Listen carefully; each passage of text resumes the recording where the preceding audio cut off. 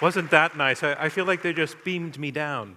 But we're all still here now on planet Earth. I want to pick up a prop, but it's actually a real thing. I'm guessing that there are still people in the room who recognize what this is. It's called a newspaper. And I'm asserting that it's a fact, that it's for real.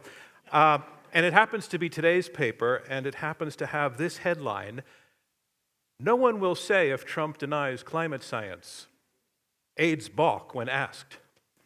And what it occurs to me is the timing is amazing. I can say with certainty that months and months ago, when the organizers of this event began putting it together, they never imagined that on the third day of the 6-day World Science Festival in its 10th year, that controversy over science would break into the headlines just in time for this event to happen. When I was working for Nightline, we referred to that as the news gods smiling upon us. And that is certainly what has happened. It's going to be the topic of our conversation tonight, this polarization over the question of science. But first, let's just step back a little bit and consider who we all are here. We're all here because it's the World Science Festival. I mean, it's the world and it's science, and we're being festive about it. I mean, we're being, all gung-ho about lab rats and, excited about accelerators and things like that. I mean, there's a consensus in this room that science is good. It's not just interesting, but on the whole, it's good. But at the same time, we all know that there's a conversation about science taking part in our society that also is divisive, that people get angry about science, that some of the divides in society that already exist are enhanced and deepened over questions related to science. And what we want to investigate tonight is, why is that?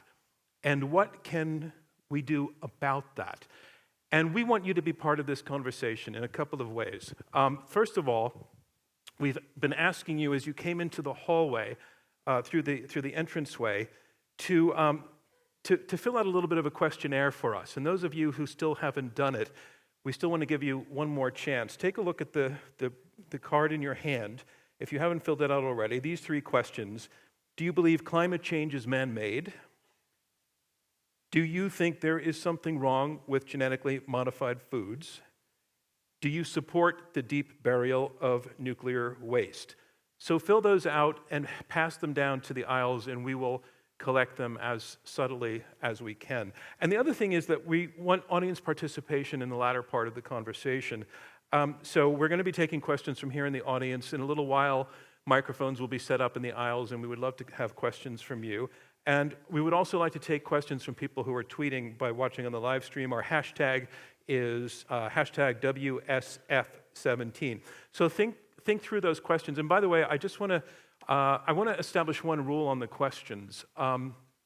We really don't want you to argue with the people on the stage. I really want to insist that you ask a question. And the test for that is if the words that come out of your mouth naturally lead to a question mark at the end of whatever you've said, then that means that you've nailed it. I don't mind if you state a little bit of a premise, but think in terms of a question to stimulate further conversation among the people on the stage, because they have a lot to say. We want to give you a little bit of a look ahead at some of what we're going to be talking about, and a short video has been prepared for that purpose. Take a look.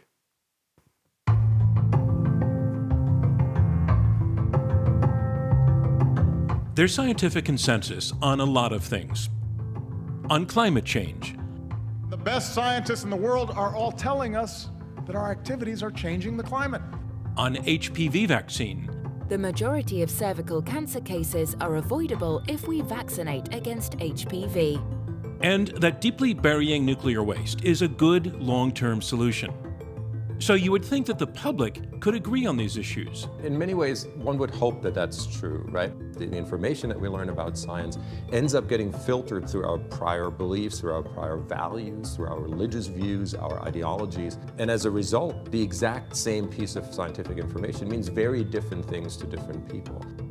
Compliance for mandatory vaccinations is about 90% in the US. But the HPV vaccine that protects against cancer from a sexually transmitted virus is only mandatory in 3 places. You can frame HPV in two ways. You can either see this as a vaccine against cancer and leave it at that. Or you can see it as a vaccine that, as some people saw it as it was rolled out in Texas and elsewhere, that would lead to promiscuity. So why do we disagree on scientific consensus? What's important to keep in mind here, when we process new information, the way we as human beings do that, we put them on mental shelves. I don't look at every piece of information as if it's the first thing I've ever seen. I basically have in my head a number of mental shelves that allow me to quickly categorize new information. So the HPV vaccine is a great example, because I can either put that on a curing cancer shelf, or I can put that on a sexual intercourse among minors or among people who we think shouldn't have that yet shelf. Let's see how that works. We're going to introduce you to two composite characters. We're calling them Marcia and Marie, and they are proxies for a whole bunch of studies that have looked at this issue. First, meet Marcia. Hi, everyone. She's a working professional, college educated. She has 2 children, and she's scientifically literate. Now meet Marie. Hi, everyone. She's a working professional, college educated. She has 2 children and is also scientifically literate. They are alike, but so different. The government should stop telling people how to live their lives. The government should put limits on the choices of individuals so they don't get in the way of what's good for society. It's not the government's business to make laws that keep people from hurting themselves. The government should do more to advance society's goals, even if that means limiting the freedom and choices of individuals. Their cultural and political outlooks on the world differ, and researchers have labels to describe them.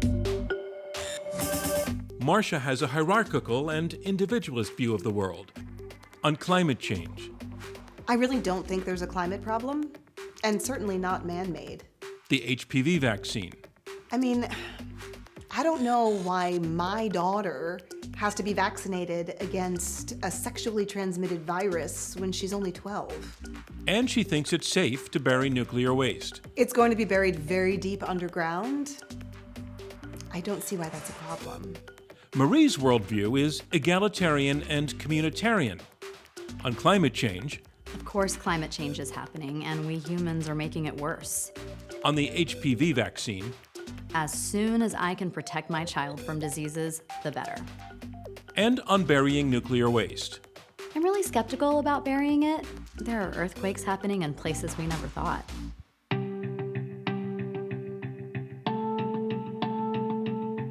Their worldview affects how they assess risk. So cultural cognition is a version of what we've known in psychology for a long time as motivated reasoning. And motivated reasoning says we as human beings don't reason in a perfectly objective or neutral way. Scientific information may be fact-based or neutral, but how we interpret that information is not. We assimilate reality into our biased worldview. We don't adjust our worldview based on the reality, but we adjust reality based on our worldview. In fact, the more scientifically literate, the more you stick to your beliefs. We protect our identities. It is all about identity protection. If I'm a strong conservative or a strong liberal, I don't want facts to constantly challenge what I really hold deep down to be true. In an increasingly politically polarized world, how do we fix this problem?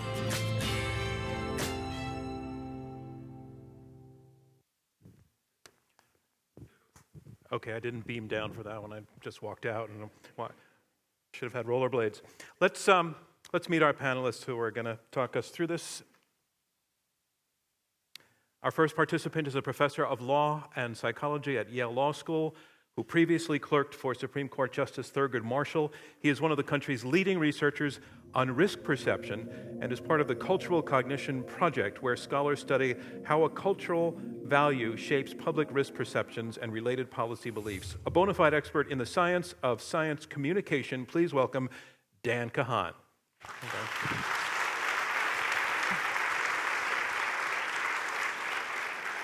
Our next guest is a Nobel laureate geneticist and cell biologist. He has been president of the Rockefeller University here in New York. He is now president of the Royal Society of London. Sorry, he stopped doing that in 2015, but he was. And a member of the UK Prime Minister's Scientific Advisory Committee. At present, he is the director of the Francis Crick Institute in London. Please welcome Sir Paul Nurse. Thank you. Our next guest is responsible for a federal agency that has a budget of $7.5 billion devoted to science. Before that, she was president of Purdue University. She's been a group leader at Los Alamos National Lab, an astrophysicist. She became NASA's first female chief scientist. She has been watching the moon landings as a little girl, is what inspired her to follow the stars. Please welcome the director of the National Science Foundation, France Córdova.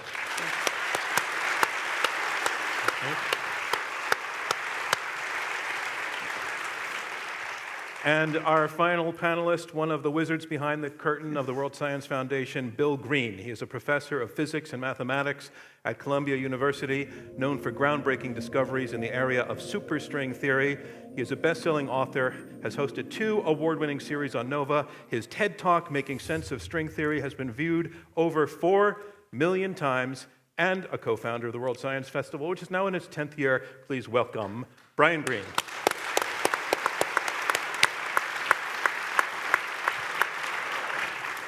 So on this question of polarization of science, I want to go straight to Sir Paul.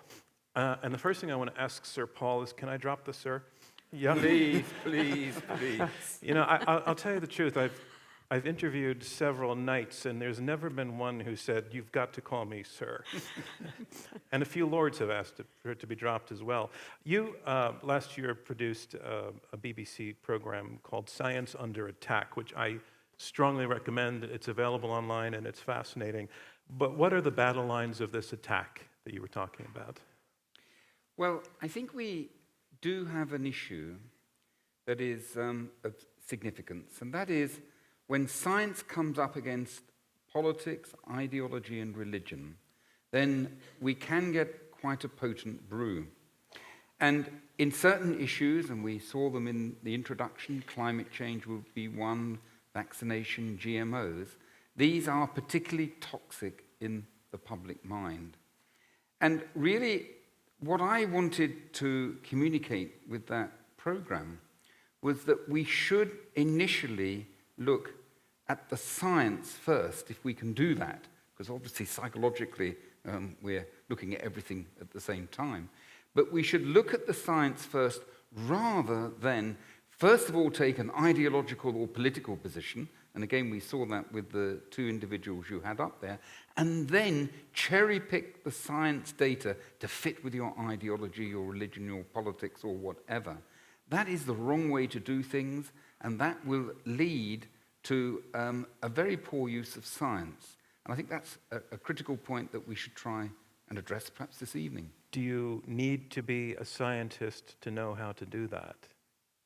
You need to be a scientist to produce that information, but we need to have a culture that will recognize that that is the right way to do that. And of course, what that means is that we need to have a society which respects the process of science. That's a little bit abstract and perhaps difficult to win hearts and minds on. And we also need to have a trust in the scientists who are carrying it out. So it's a trust in a process, it's a trust in the scientists. But we have to recognize scientists are human beings. They are not perfect. And they will make mistakes. Everything isn't perfect that they do. And sometimes there's even fraud, for example. We also have to understand that not all science is on completely secure foundations. If we look at Newton's laws of physics, they've been around for 3 centuries. They've been tested repeatedly. We can tell where a planet will be within centimeters with great accuracy. If, on the other hand, you ask a scientist whether the next Ebola epidemic is going to kill 100 million people or 1 million people, that's a much more difficult question to answer. And science is often, I prefer to use the term, tentative knowledge, knowledge that is evolving and developing. Now, if we have those two things together, that is tentative knowledge and the human frailty that can produce incorrect science, that leaves gaps and spaces which can be exploited by those with political and ideological and even religious opinions to cherry-pick what they want. And we need to understand all of that process if we're going to get this right. Franz Córdova, I stumbled a little bit over your introduction, partly because I skipped over a part that I want you to share. And the question I want to put to you is, what is it that you think the average layperson gets right about how science works, and what does the average layperson get wrong? But the reason I skipped over a part of your introduction so you would tell the story is that you graduated from Stanford not planning to go into science at all. You graduated with a degree in what? English. English literature. So what happened? What happened? Well, I think like in many children, there was a curiosity that could lead one to science, but if you're not exposed to it when you're young and going to classes at all, and you don't have people in your family who are scientists, and there aren't scientists who visit your schools, then that curiosity can be buried inside of you, and you don't realize that there are people called scientists and engineers, and I just had no real knowledge of that. Oddly, I was, maybe not oddly for the World Science Festival, but what happened to me is I was inspired by a public television show to become a scientist. I was inspired by the moon landing. Of course, that was very dramatic and all, but it was really the public television show where they featured scientists talking about these strange new stars they had discovered called neutron stars, and it so captivated me, and I thought, what would I ultimately like to do and give myself over to growing up? And I thought, that's what I want to be. I want to be a scientist. So I just I just knocked on the doors, actually, of some of the people who were featured in that movie at MIT. Are you literally saying you went to the MIT and knocked on the door cold? I did, cold. And I think there You said, hello, I can talk about Chaucer. What can you talk about? Well, actually, that appealed to one of the people there, because he was going to write the first review of neutron stars and X-ray sources, and he only told me this years later. But the reason why he gave me an opportunity to work in his lab was so I would help edit his article. He didn't know anything about writing, but he knew a lot about X-rays and neutron stars. So you make this transition from the world of not being a scientist into the world of being a scientist. You were that layperson who became the professional. That's What was the thing that you needed to absorb about how science works that you think maybe isn't so obvious to regular folks? It takes a lot of hard work and focus. And I think that's when I expressed an earlier interest in science, that's what my parents, especially my mom, was kind of afraid. I mean, just envisioning that her daughter, who she had another kind of view of what she would become and do. And I should just mention to the audience that I was in a family of 12 children, so you can imagine what the prospects for me were, and so she just thought of it as a lot of hard work. So that was. Wait, so your mother liked better the vision of a child who was an English major than a STEM major. That's right. It's ironic, given where we are today. Yes, right. Who would find a husband in college, which I did not do. It actually, I'm fond of saying that it was much harder for me to find a husband, somebody who would marry me, than it was to become a rocket scientist. So that came along a lot later. But, I think it was, I can't say it was really hard once I got into it. And people always, it was just amazing to me that scientists so love science that they really pick up on a young person's interest and wanting to get in the field. And I just got a lot of help from my peers and from the professors at the schools I went to. First MIT, and then I went to Caltech, and that's where I got my PhD. In the sense that Paul was talking about this disconnect with people's understandings of what the fruits of science are, he talked about the degree of uncertainty, and you're dealing with probabilities. Right. Do you think that folks get that? That you're dealing with uncertainties? Yeah, for example, I mean, I know I'm happen to be married to a physician who also writes for the media, and she struggles with her editors who want extreme clarity, do this or don't do that, and it's been determined that, and she wants to hedge because she says, well, the facts I actually have are about probability, and the editors say, people don't want to know about probability, they want to know should they take the pill or not. And I'm curious about that disconnect, that there's an expectation, perhaps an over-expectation on the part of civilians about what science is actually capable of knowing for sure. Perhaps there is. I just never looked at it from that point of view. I always think of science as an exploration of just going to the next frontier, the next step, and that's the unknown. And you never, and that's a constantly evolving process. So I wouldn't expect science to yield. I expect it to reveal itself little by little as one explores it, just like any new frontier does, but never would you know everything. I mean, the universe is so vast, and there's so many things that we have no knowledge of. 95% of the mass energy of the universe is unknown in forms of dark energy and dark matter, and so I think it's sort of perhaps you're right that one has the vision that scientists know all the answers, but as Paul said, that's what drives you is the uncertainty, is the lack of knowledge. You're constantly trying to penetrate and go deeper into that unknown.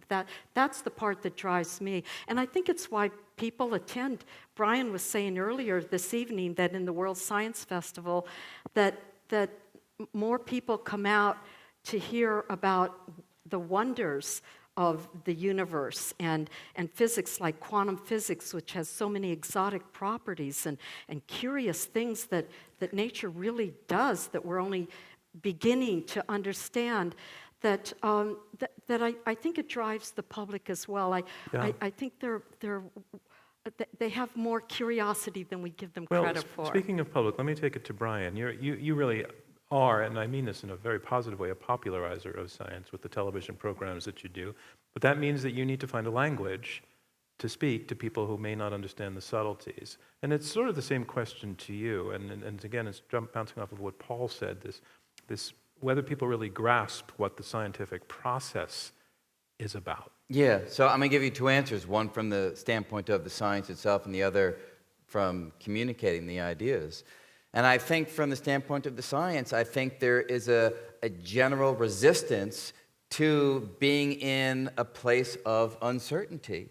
And what happens is, when there's a glimmer of uncertainty, it turns into a general impression that the scientists don't know what they're talking about, and therefore I don't really need to pay attention to what's going on right now because they haven't figured it out and they don't know what's going on. I think a good example of that, which takes us a little bit away from the political sphere, which I think makes a nice little laboratory setting, there's an article in Scientific American in February, not to do with climate change or vaccines, but having to do with cosmology, right? And the article is basically challenging the prevailing view of cosmology. And in response to that, a number of scientists who believe strongly in the prevailing view wrote a letter to the editor expressing their view. So this has now come out as a disagreement.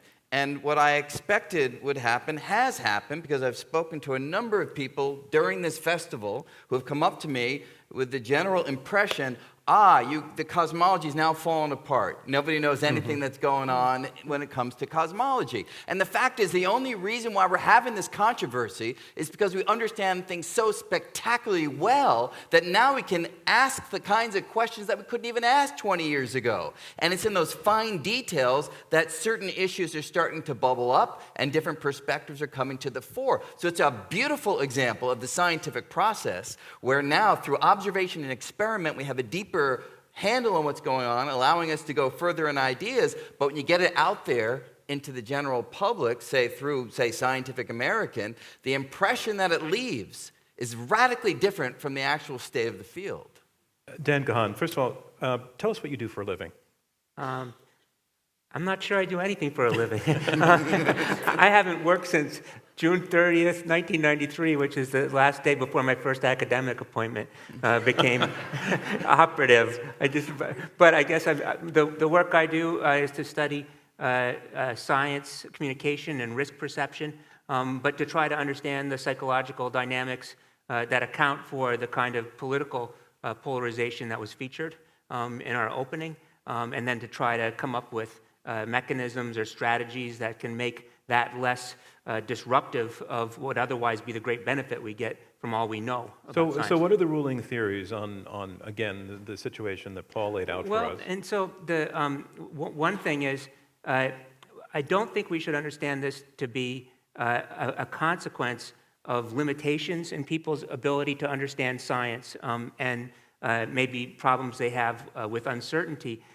One of the most striking things about this research is that the higher people score on any measure of science comprehension and critical thinking, the more intensely they're processing the information in a way that conforms it to the beliefs that predominate in their group. Can you repeat that? So that people, the people who are highest in science literacy, the people who are highest in critical reasoning, they're the ones who most aggressively construe information about these contested issues in a way that conduces to beliefs that are in line with the ones in their group, right? So these aren't people who are just confused about science.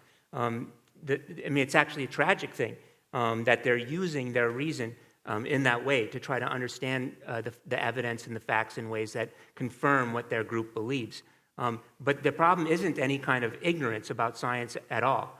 When this happens, people who have very acute reasoning processes, they're applying their cognitive resources to get the answers that support their group. I want to come back. I want to come back to what the specifics of your research. But does that surprise everybody else on the panel? I do find it slightly surprising, although it aligns with certain things. So that would make a lot of sense to me when the scientific issues directly impact on things that have relevance to our lives. Because then, as you say, if a certain kind of scientific insight might lead to a policy that goes against how you want the world to be, I can imagine that all sorts of other issues bubble up and cause you to, as we discussed before, cherry pick in order that it won't yield that kind of an outcome.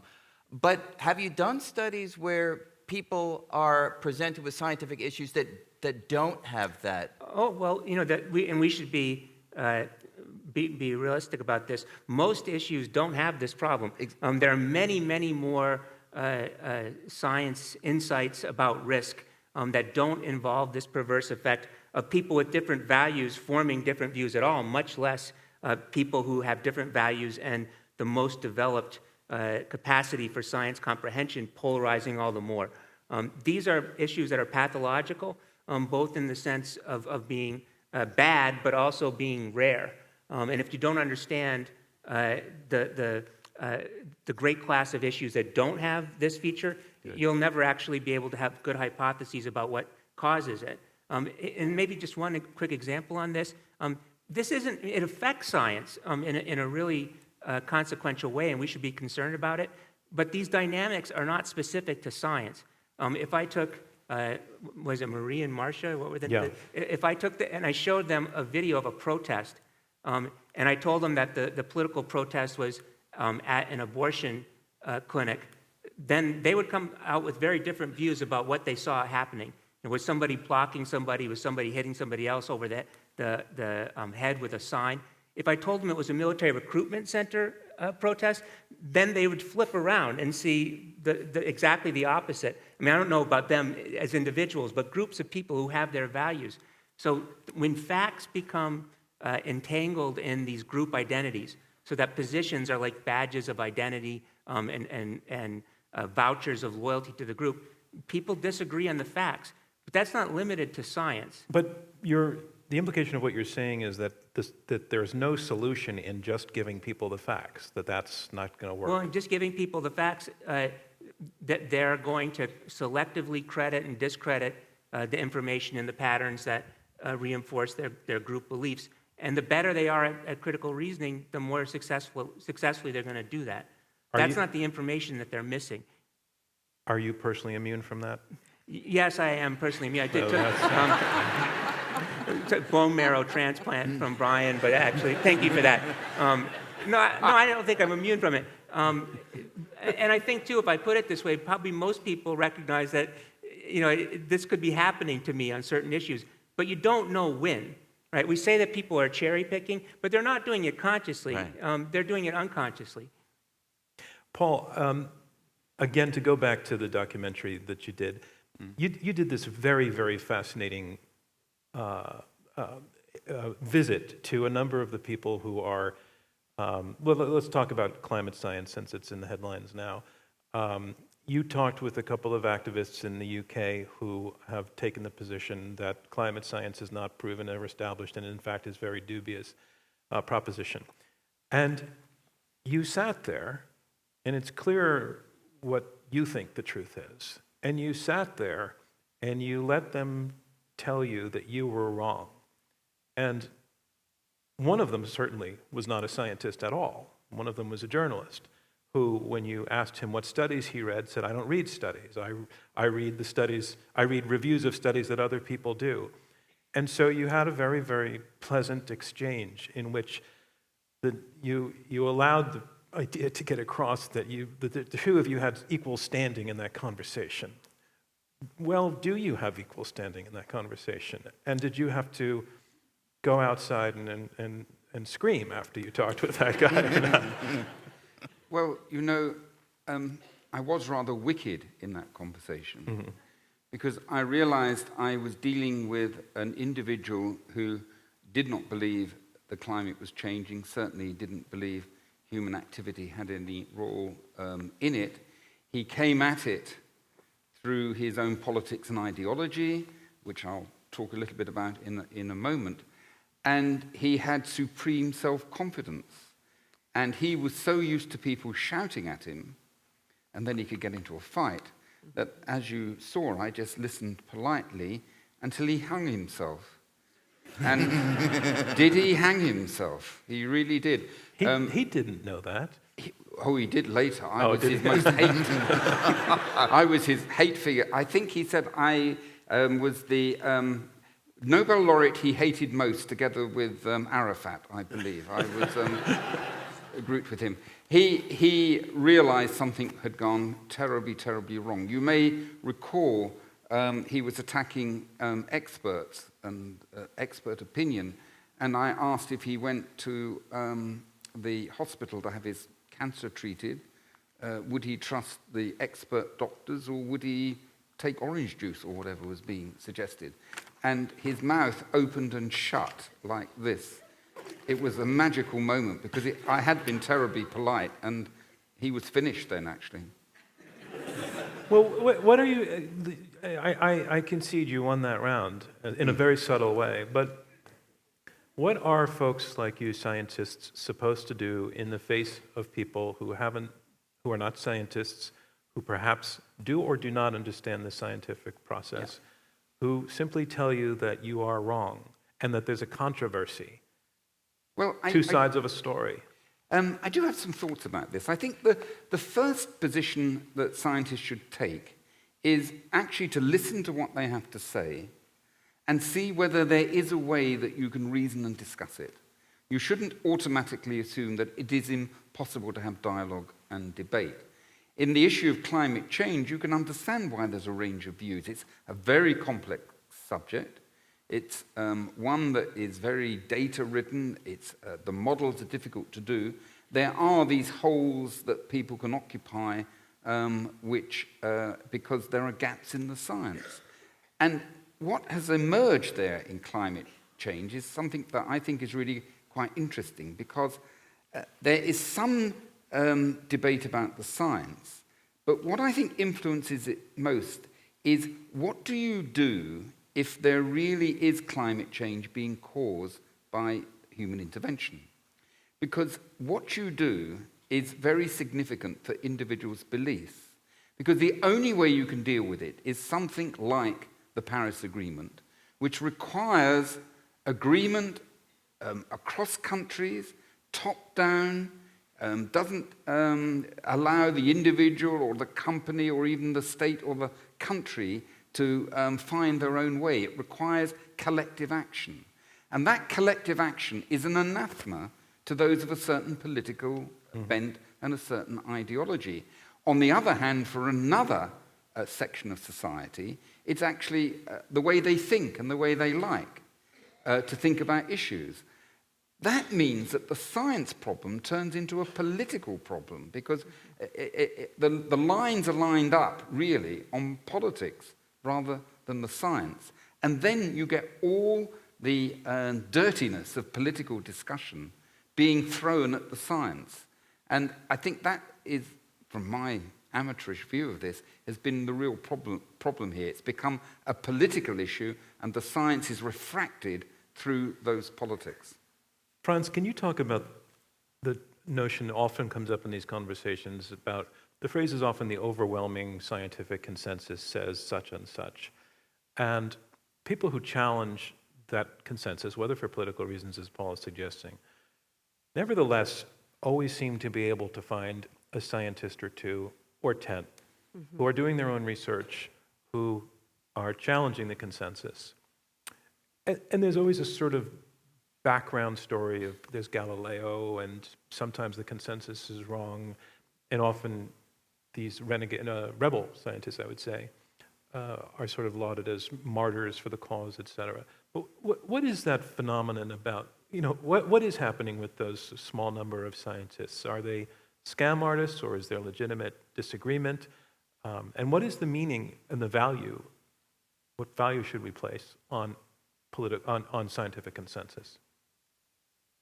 Well, I think scientific consensus can change, and the way it changes is by more science and more research. And we've seen a number of paradigms. Somebody mentioned Newton earlier in this discussion, and of course then Einstein comes along and completely changes everything. And now we wait for the next Einstein to come up with a unified theory of gravity and quantum physics.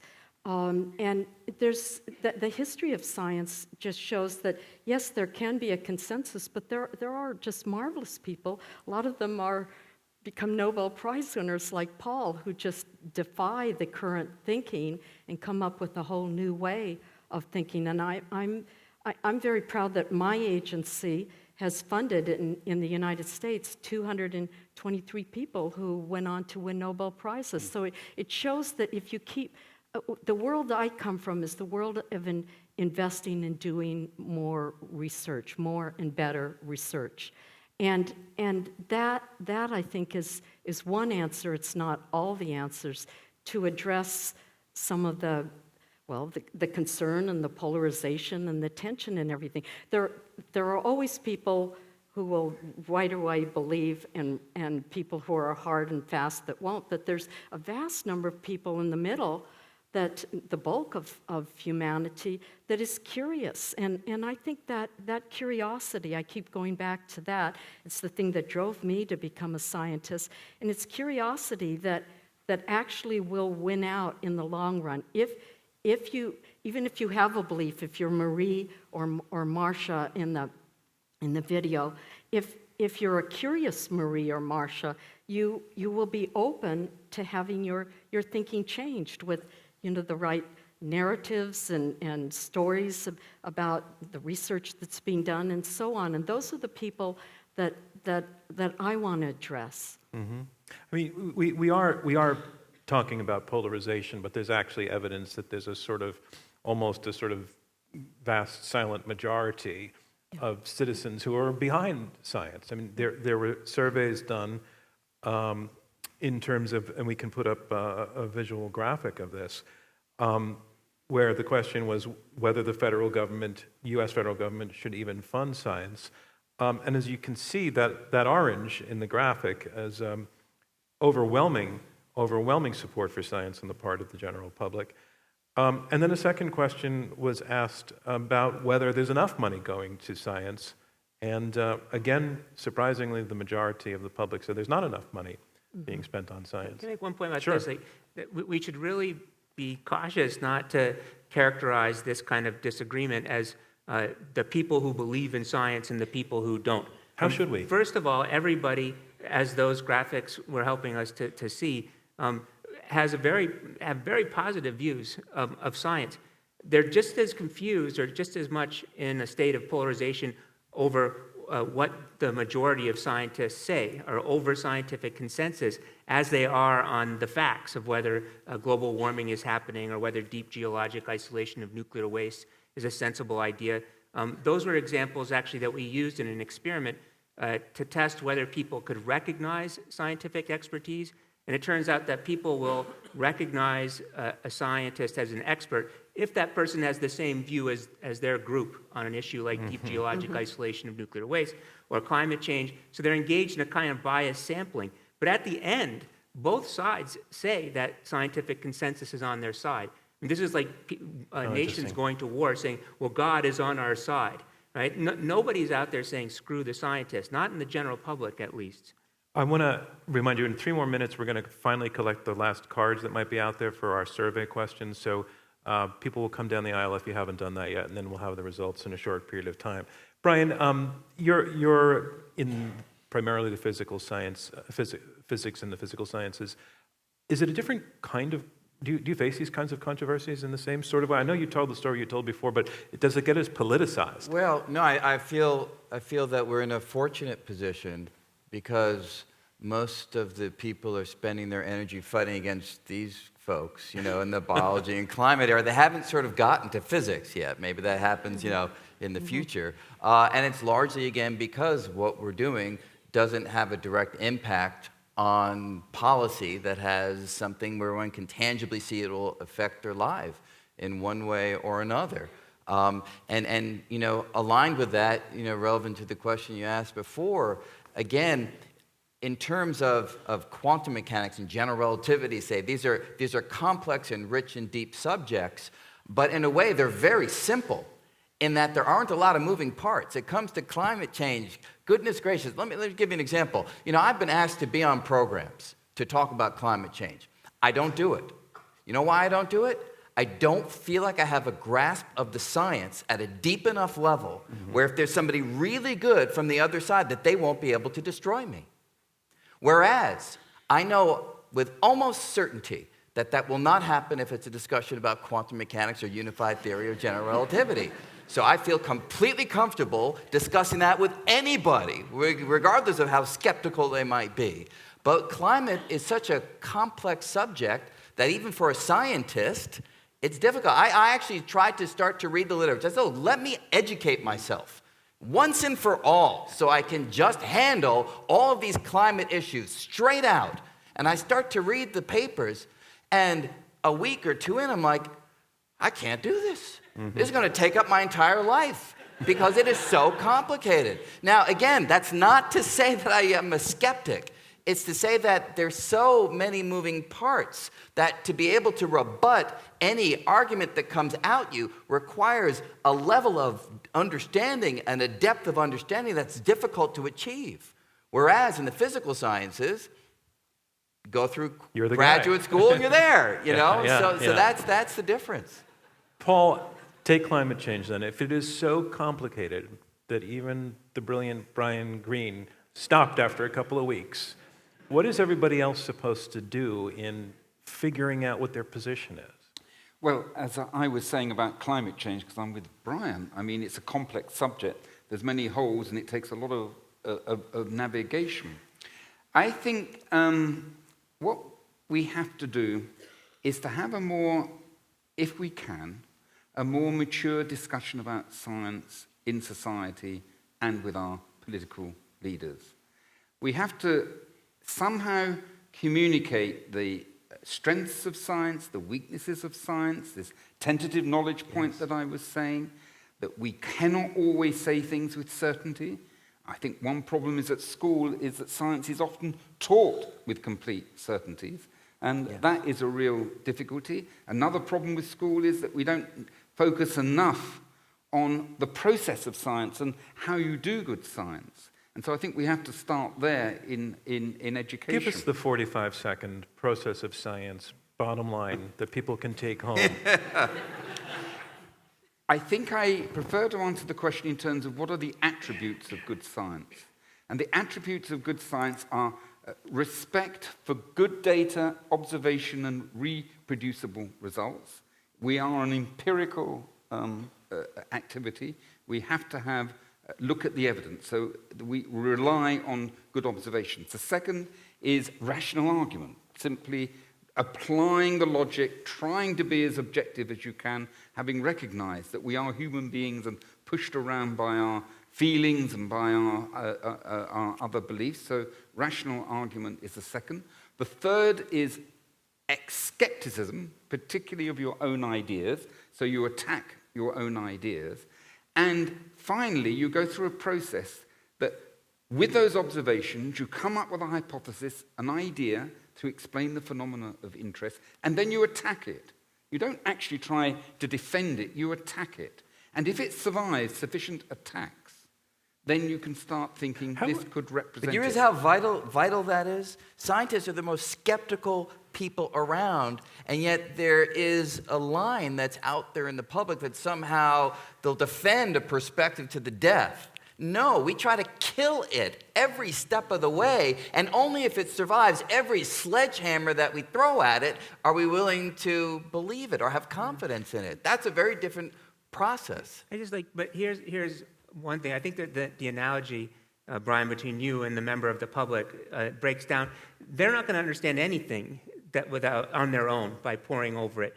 And they're going to have to accept much more as known by science than they could possibly understand.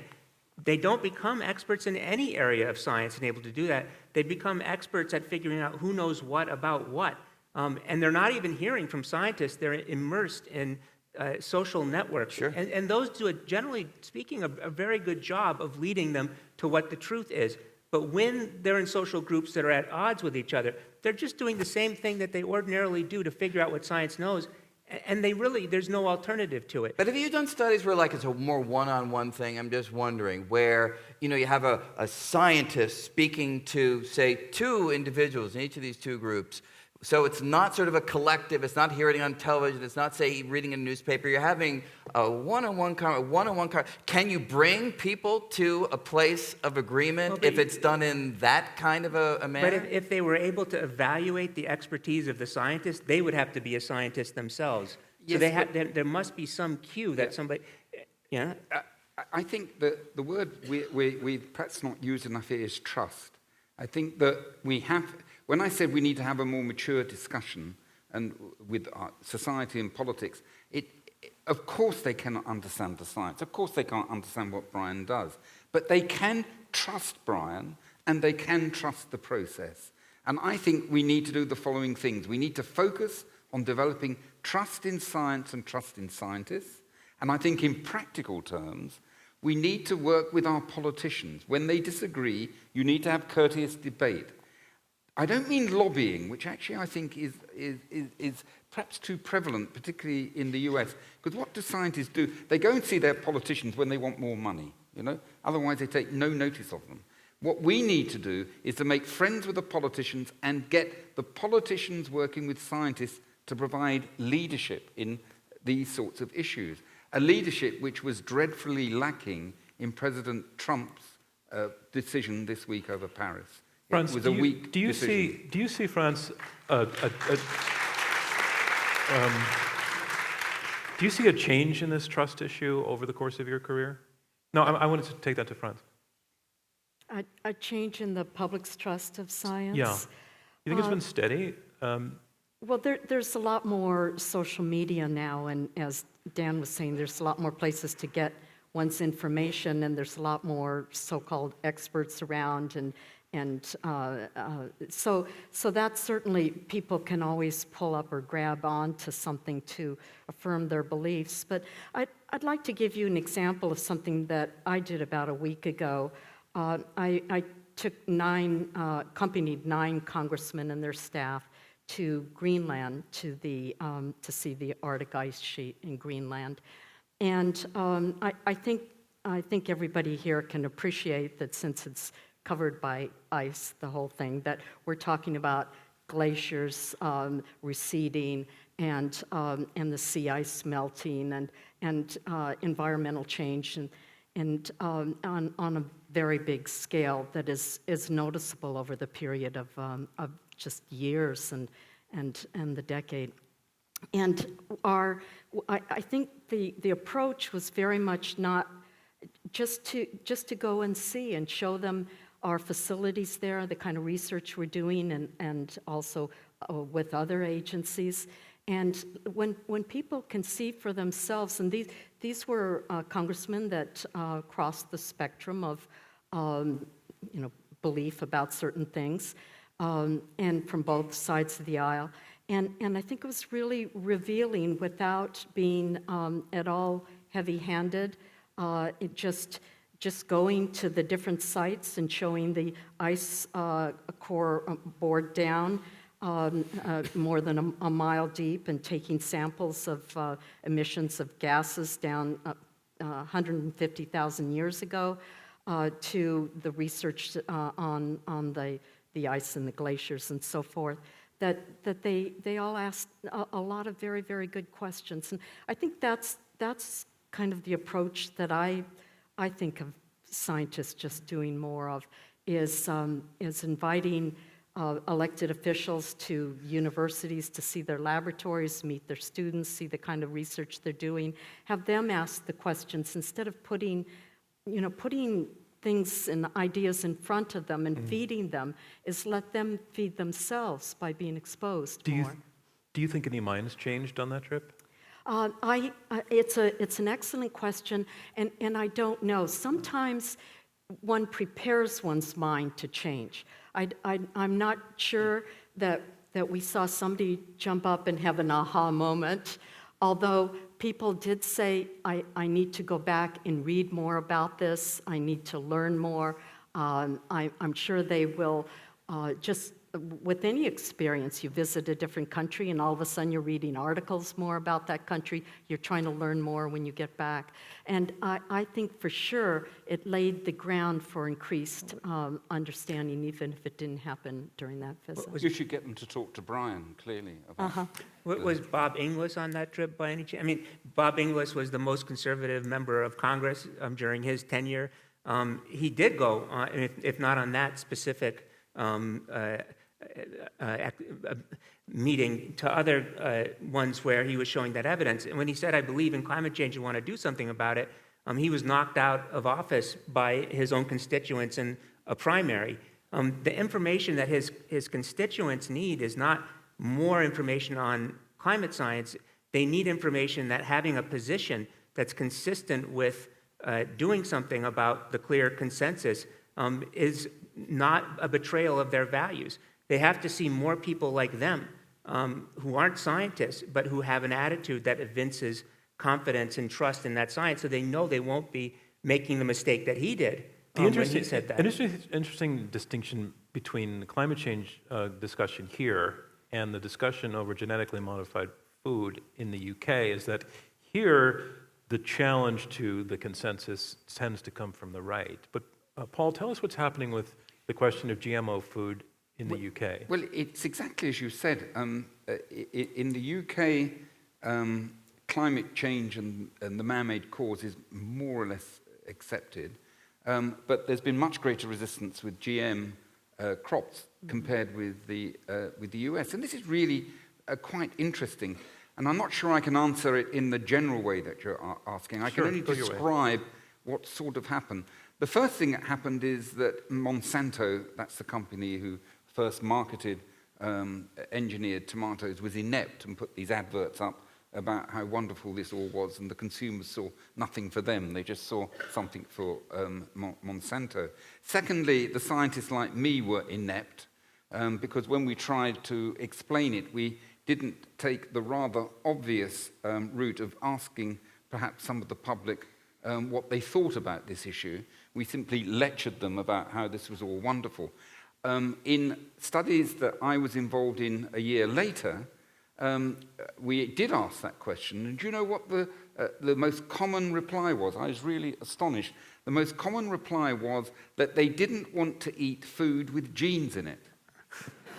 and it is funny, of course, but they didn't fully appreciate that was a good that hearty all American food had laugh, genes in it, isn't of it? course. Yeah. And we had never asked them that question. So we weren't even beginning to be on the same, on the same table. What's the answer there? You have to talk to the public to find out what it is you have to deal with. Clarify, what is the scientific consensus on GM food? In the UK and Europe, or in the world? Yeah. The consensus is that GM is a technology. The scientific consensus is that GM is a technology that can produce different outcomes, and just like conventional breeding. But what you should be testing is the final product to see if it's safe and can be eaten and used safely in the environment. I mean, we are GMOs. And we are GMOs. A human being is, right? I mean, but we're not how do we GM get food. here? Right? It's just by a slightly different process. Yes, but we don't eat ourselves. That's Well, I think. Or at least most of us Most don't. of us don't, Yeah, yes. maybe I'll grant you that. maybe in New York, Yes. of course. But I mean, the point is that the GM modifications, whether produced by normal breeding, often involving, by the way, hitting those plants with heavy mutagenesis, so you have no idea what you've done with them, versus GM modifications. So that's the consensus. But the resistance is partly we're playing God, we're manipulating things, partly anti-corporate and big companies because they're making it, and once again we're seeing the politics bleeding into this. And partly, and this was a tipping point in the discussion, when the media, the newspapers in this case, looking for a good headline so they could sell another 100,000, we had this headline in the Daily Mail, if it is a newspaper, that's one of these rags that we have in the UK, calling Frankenstein foods. It killed the debate for 15 years. It's only now being resurrected, and it is being resurrected now. I'm on the scientific advice mechanism for the European Union. We have just produced a report on GMOs at the request of the Commission, because they are going to now reapproach this, but it took 15 more years to go by before it could be readdressed. Brian, what do you hear in that story? That in the UK, something that here is we're incredibly blasé about GM foods, that over there, that's, in a sense, their climate change, in the sense that the general public just does not, much of the general public, does not trust the scientists. Yeah, it's perhaps hard to predict which issues are going to raise what sort of thought process that's going to create resistance. And I guess, I don't know, Dan, is there a cultural difference where you can put your finger on where that is the cause of it? I mean, one thing it makes you conscious of is that there's a great deal of just accident and fortuity that creates these kinds of associations between positions on facts that admit of scientific inquiry. Over space and across time, you see just lots of changes, but which ought to make us realize, too, that no technology is destined to have the kind of resistance that GM foods have in Europe. We should get on top of all the influences that do steer technologies down one track or another. Doing survey work and case studies to understand why that happened there and why it hasn't happened here ultimately will make us smarter about how to prevent it from happening as often as it does.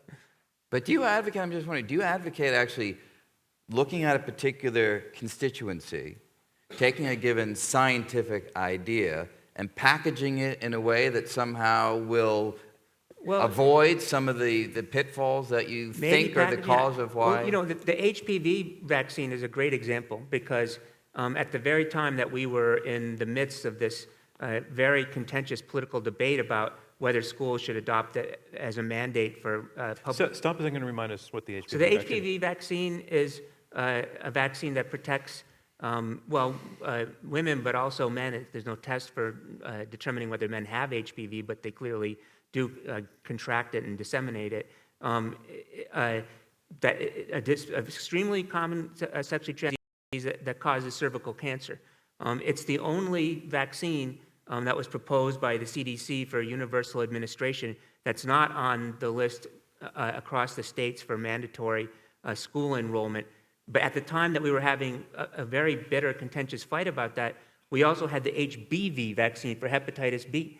Hepatitis B is also a sexually transmitted disease, and it causes actually more cancers than HPV. At the time, it was being administered to adolescents. Now it's administered to infants, but there was a catch-up regime. There was no dispute about that. You could look at HPV and say, well, it's bound to have conflict because you're talking about parental autonomy and about sex. Same thing with the HBV vaccine. The difference was that people learned about the HBV vaccine from their doctors. Mm-hmm. They learned about HPV from watching Fox and MSNBC go at each other because there was a legislative proposal to do this. Usually it's done by non-political health administrators. And so we knew that was going to happen, but it's not like the evidence was rejected. But we don't have any process for assessing how these kinds of advances in knowledge will be presented to the general public. So to Brian's question, you really know, you need to know where the accident's going to happen. You know it, and there, I mean, you should be trying to simulate the conditions under which people are going to learn about these new technologies, from a medical advance like the HPV vaccine to other kinds of things like nanotechnology. And the NSF, that's clearly their philosophy. Let's learn as much as we can about the kinds of ways of educating people that are likely to provoke this kind of polarization and the ones that won't. But John, can I just ask one more? Sure. I don't mean to take the role, but just one question that comes to mind here. So if we were to have a better educational process early on, that kids really understood what science is about, and I know that they don't.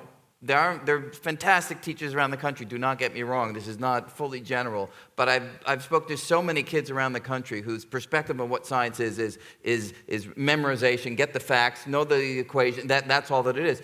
If the process that Paul was talking about was somehow ingrained really early on, could you see that bubbling up in a way that would mitigate the issues that you see? Actually, what we do see, as I said, is that when an issue has taken on this kind of status, where the positions are badges of membership, the people who are the most divided culturally are the ones who are highest in all of the kinds of critical reasoning faculties that you were talking about. But does that really capture an understanding of what science is, and they know that in their bones? Or how do you, do you test that in a way that really captures that? Oh, sure. You have critical reasoning problems about covariance detection and conditional probability, all kinds of things. No, that come people, on. Yeah, come on.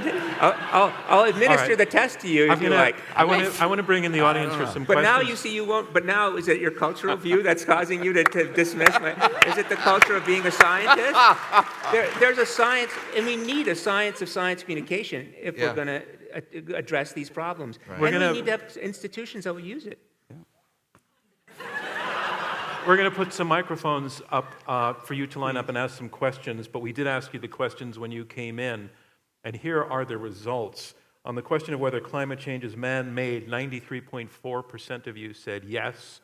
On the question of whether there's something wrong with GMO food, 39.1% said yes. And whether you support the burial of nuclear waste, 46% said yes. I'm curious, in light of the the burying nuclear waste, there's scientific consensus that that's okay. The National Academy of Sciences was tearing its hair out about why the public didn't accept that long before climate change. So that's, it's kind of revealing that this audience, only 46%, think that that's safe. But you're telling them that's okay.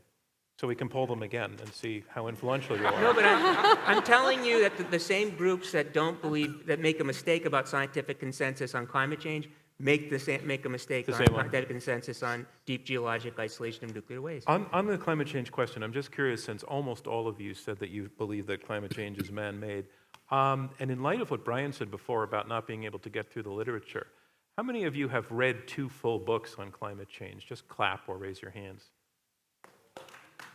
That's pretty good. How many have read 1? And how many haven't read any full books on the topic of climate change? So where's everybody getting, where does that decision come from, Paul, do you think? Well, actually, we haven't heard from you in a bit, Franz. Where do you think that's coming from? Then we'll hear from Paul. Where do you think everybody, is it just culture? They trust the people they trust? I guess it's a wide subject of discussion, and there are lots of, I mean, there's not only books to read, there's lots of magazine articles and newspaper articles and so on, and people who give talks, including famous people who've won Nobel Prizes who give talks about it. And so, that's, there are just so many sources of information, and I'm not sure how many people read how many books anymore, anyway. But yeah, so they're getting a very shorthand version, Paul, I guess. Yes, I mean, climate change books are quite difficult, actually, as Brian says. And I mean, they are quite confusing.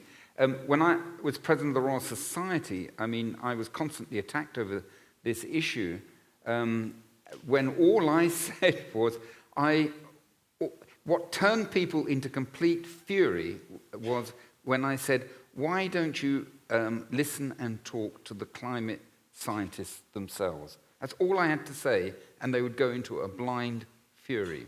Wait, who would go into the blind fury? Because as the National Academy, we had a clear position. We worked with the National Academy of Sciences. We produced joint booklets. Yeah. This would get, of course, much personal attack. And simply to say, listen to the experts, drove them to fury. And I think what that was reflecting was this suspicion amongst some about experts, which we've also is a part of this debate as well, particularly in this issue. It is difficult to know quite what is happening, in my view, and I do think we have to listen to the experts and try and work our way through it. And what is interesting is what we saw here. The majority of this audience here have bought that, but not the burial of nuclear waste. And I think that needs to be studied.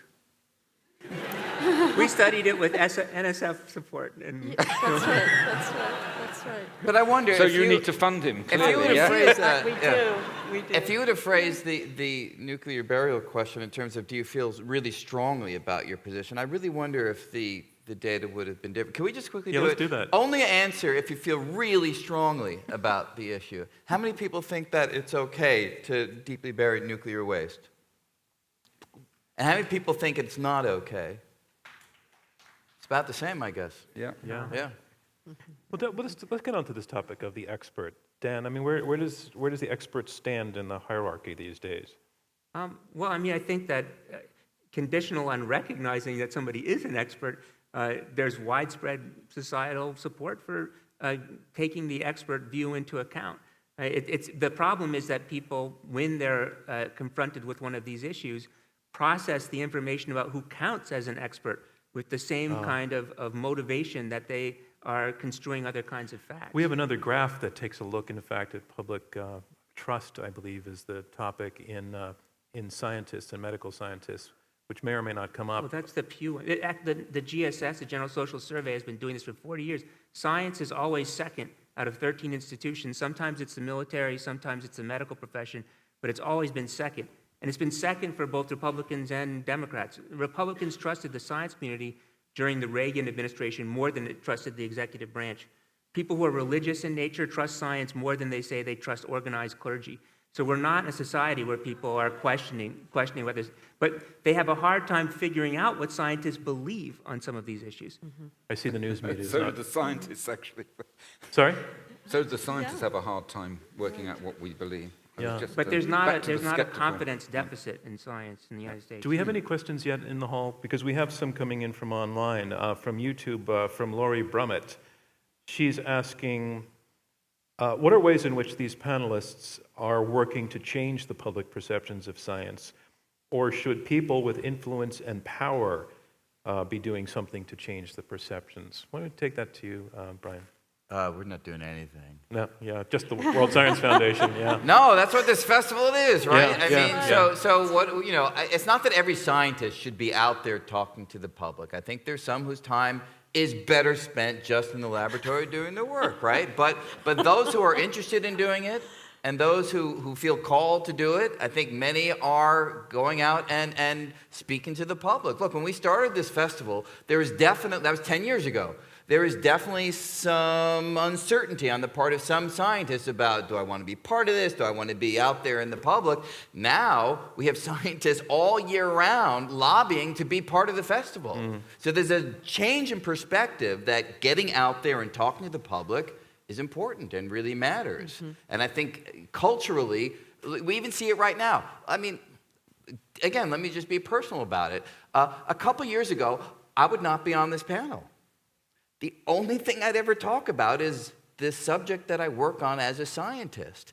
And now I feel moved to be a little bit more broad because we see what's happening in the world and we have to step up and do something about it. And we even see scientists now, there's a new group of scientists who are pledging to run for public office, right? It used to be, no, we stay away from that. But now going forward.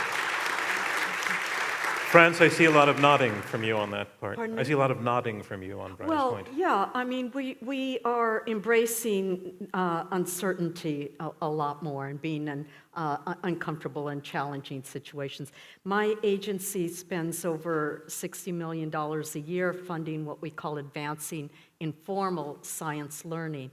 And that's money that goes to public broadcasting stations, it goes to museums, it goes to science festivals.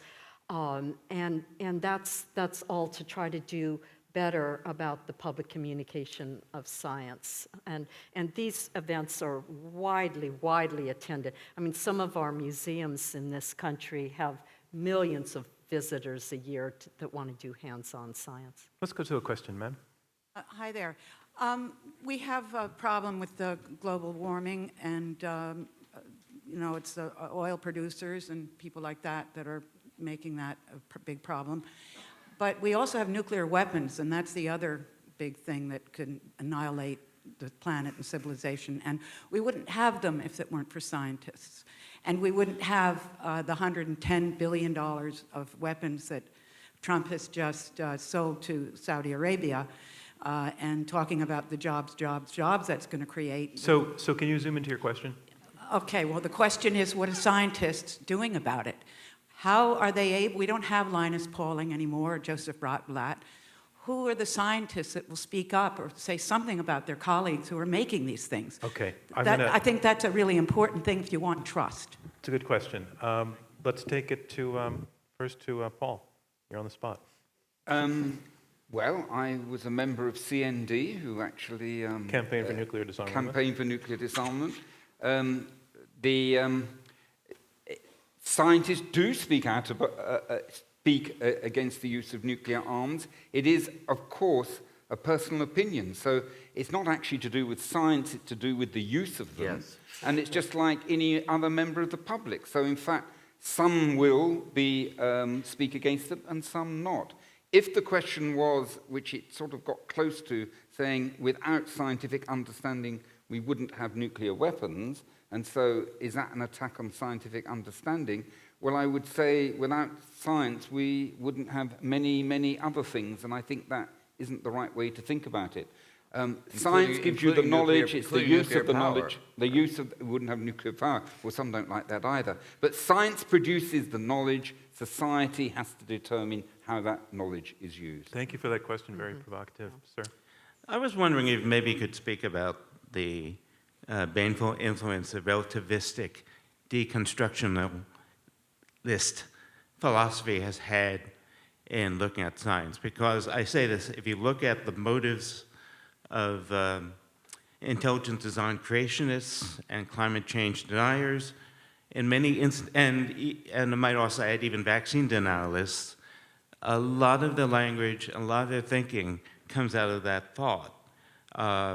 I think it's noteworthy to say that 21 years ago, an NYU physicist decided to spoof this thinking on their side, the relativists, in claiming that science is just a relative truth. It's just another, it is as relative a truth as anything else, by publishing a paper in which he deconstructed, gravity. I'm sorry to interrupt because I'm losing the thread a little bit. Could you just put the question into one sentence? Just give it a thought. Sure. How painful is certain types of philosophical thinking that would say that science is relative and not, and as such, it's a truth as valid as any other? No, I think it's a very good question, and I think it speaks to the issue again of fundamental understanding about what science is, right? I mean, when we were in high school, we went to high school together, right? We learned science in a very specific way that I think gave us a good feel intuitively, even if we weren't the kids who were going to go on to be scientists, about what the subject was about, that it was working toward finding objective truths about the world, coming up with hypotheses, testing them, modifying the hypothesis, and going forward in that manner so that worldwide we would converge on the same understanding of how the world works. And I think if people don't have that sense, then it leads to a radically dangerous situation in terms of their engagement with science. It is a different kind of human undertaking than some of the other things that we do. There is a right, there is a wrong, and there is a process by which you can get closer to the right. Sure. Thank you. My question has to do with how science is presented to the public, not specialized separate subjects, but generalized. In my studies, Gerard Peele, who founded Scientific America, he wrote a book called Science in the Cause of Man, and Buckminster Fuller, his good friend, wrote Operating Manual for Spaceship Earth. Both of them were talking to the public about science seen holistically, whole systems. And their point was, if you look at science that way, you can transform the world from win-lose, scarcity-based global thinking, to win-win, abundance-based, because of scientific advancement seen as a whole. I'd like to ask you, what do you think could happen to the public's interest in science if the scientific community went back to that whole system communication approach and said, we actually now know, even better, 50 years later than what Bucky and Gerard knew, that we could use science to heal the earth, to heal the human spirit, to make war obsolete, which is what Bucky said, war is obsolete, and to shift the whole global conversation. Thank you. Thanks Dan, to science. I saw your face pondering that question. I'm not sure that you accept its premise or not. I think I understand that the idea that science can help us to actually contain and remedy some of the very harms that are caused by science. There are narratives out there. The group that is skeptical about climate change tends to be very pro-technology in a sense, and associates the tropes that are part of the argument about climate change, which are more or less, game over and we told you so, in a kind of psychic way that's very much about resistance. If you tell them something about geoengineering, scientists say we should be considering geoengineering, they're actually much more open to the information about whether we have climate change. And so we should be using that narrative. That's a pro-science narrative. I don't know whether we ought to be doing geoengineering, but we certainly ought not to be telling people who would engage the information about climate change in a more open-minded way if we told them that scientists were working on ways to solve problems like that. We shouldn't be depriving them of that information. I think it would resonate with the kind of point that you're making. World peace. Say science can give us world peace. That's not specialized subject, that's generalized. Shifting from war to peace, that's what I'm getting at. Let's take a question from over here. Hi, you guys earlier talked a little bit about uncertainties that are inherent to and perhaps well understood by scientific consensus, things like uncertainties and confidence intervals, but there have been plenty of cases in the past where science has been just flat out wrong, whether that's because there's some element we didn't understand, or perhaps there's some methodology that we're picking up some sort of noise. So to play devil's advocate a little bit, I was wondering what you guys think the probability is that we're wrong about something like climate change, and whether or not we should accept some amount of humility about that. Well, I emphasize that we should look upon science as a spectrum, that there is tentative knowledge and there's firmer knowledge. And I think that's really where it is, and there's different areas that you can put different probabilities to. And our responsibility is really to communicate that uncertainty and that probability. It's also worth emerging, I think we should be wary of thinking when a piece of research or an idea turns out to be wrong, as if that is just entirely negative, because it isn't, as we touched on before. Science moves by this process of being wrong about things, which then cleans out certain ideas.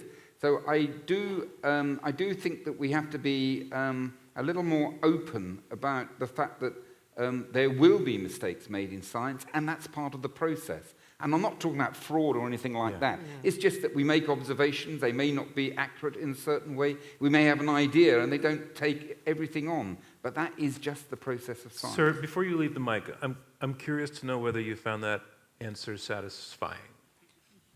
I think so. I mean, yeah. I was thinking more of results such as the recent BICEP results, which we all know were about primordial gravitational waves. Yeah, but look, let's take that as an example, because it's easier to speak of since it takes it out of the political realm. So here is a result that was announced. Okay, incredibly exciting that we might have detected gravitational waves. Can you catch everybody up? So a few years ago, before the recent discovery that was announced February 11th of 2016, that we had finally discovered gravitational waves, there was a previous announcement by a team at the South Pole that they thought they found indirect evidence for the existence of gravitational waves. It got the world of science incredibly excited, and the data looked kind of strong, but over the course of just a few days to weeks, scientists converged on this and began to raise issues.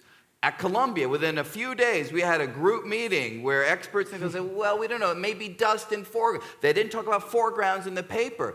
And so the community came together, and within a year, it was determined that the interpretation of the data was incorrect, that it wasn't gravitational waves. That's beautiful. That's not something bad.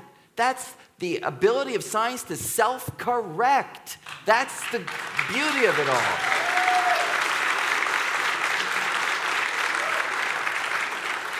And just to emphasize that, when that result came out, I made a big poster picture on dry mounted it of the bipolarization background map, the famous one that then turned out to be incorrect, or was actually mapping dust in our own galaxy. And I take that out and show it to visitors every once in a while. Like, that is one of my favorite stories of the progress of science. Now, the people that wrote the paper may not feel exactly the same, but you know, we're talking collectively, the community we're talking about here. Thank you. It was interesting to see how many heads were nodding when you landed that point, Brian. It's just like light bulb went off over everybody's head, and they got it and appreciated it. Sir.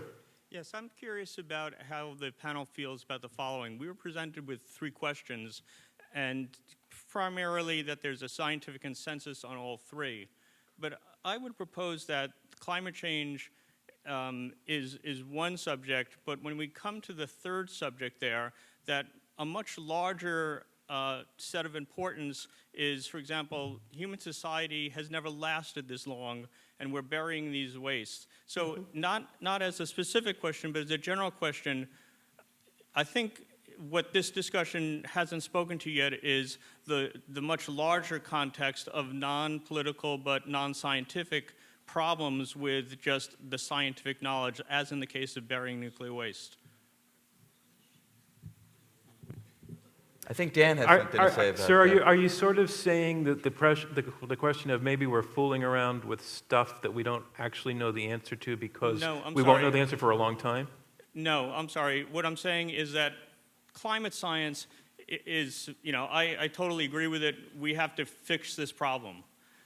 But when you come to burying nuclear waste, it's not just a question of you telling me that this is fine. We can bury the waste here, and it's fine for hundreds of thousands of years. But I'll come back and say, no human society has ever existed this long, and I think there's other issues beyond science that we must consider on this. And I don't think the panel... Such as what? Such as the collapse of human society, the creation of a rogue society that might unbury this waste to use it for evil. These are other concerns that I think that this panel hasn't discussed in talking about some of these issues. Okay, I'm gonna let your comment stand as a comment and as food for thought, because it wasn't precisely a question. That's why I like questions. I'll try to satisfy you. So Danik said. Bring it on. So Danik said that people choose experts based on their beliefs, that for a belief A, they'd find expert A, and for a belief B, they'd find expert B. But given that science over history, there were times that the few individuals, the small group was the right one and the big group was the wrong one, and in other instances the opposite, it would seem that you should choose sort of 50-50 on your experts. So what do you do about that? The fact that I think, though, that, I mean, that's not, that I accept that, and there might be some people, too, who say, well, we're going to go with the minority view. But people in general say they regard the prevailing scientific consensus as something that ought to guide them when they make practical decisions. That's not science's own view, right? If scientists said, when we have a consensus, research stops, then actually we would have no confidence in what they were doing. So there are two kinds of orientations. I think scientists never do nose counting, right? And you're always, it's kind of heavyweight champion of the world, Popper's view that you've got to beat back all the competitors that prevails in science, and that makes sense. But if you're a practical person trying to make a practical decision, it's unlikely you'll do better over the run of your decisions than picking whatever the current consensus is, knowing that it could very well change. So I think the citizen's view and the scientist's view are different in that respect. Over here. So recently there was a book and also several articles which dealt with the reproducibility crisis in biomedical research, and I'm wondering whether you panel think that that is something which is going to hurt science in the public perception generally, and what we should do about that. I think I've got to catch that one, haven't I? Yes. Thank you. Yeah. Yes, reproducibility, particularly in medical science, actually. I've got a few comments to make. The first thing is that, that biological research is made with biological material. Biological material is often very variable, and some of this reproducibility issue is around the fact that you're not always working with exactly the same things because of that biological variability. A second aspect to this is that some of the techniques that are being used are very sophisticated and complicated and can be difficult to actually reproduce. There is something that's growing up that if somebody says this and then somebody doesn't get the same result, this person is always wrong. That isn't actually necessarily the case. This person might be wrong. It is part of actually the process. Then there's a third aspect of it, which is the one that is spoken about most, which is that people are just making it up and it's fake science and they're trying to make money and they're driving things through. And there is no question in my mind that there is some pressures in this direction, pressures for people's careers, to get interesting results, to get interesting papers. Sometimes there's commercial interests. And my view about that is that we simply have to have a good culture in scientific research where that is simply not acceptable. It's acceptable to make genuine mistakes because that will happen sometimes. It is not acceptable to be sloppy in the work. It's not acceptable to be fraudulent. I sum it up. Science is a high calling, and I'm not sure we emphasize enough it is a high calling, and we have to hold ourselves to high standards. I want to remind everybody that the World Science Festival is going on through June 4th, and for all of the programming and scheduling information for our last day, tomorrow, please visit worldsciencefestival.com. I also want to let you know that Sir Paul, he's now Sir Paul again, about 19 hours ago was on board a flight at Heathrow Airport, and they sat on the plane, and then they said that the plane is broken, and they got off, and then he spent 5 hours trying to switch to another plane. He finally succeeded, and he walked in here about an hour before we started. So,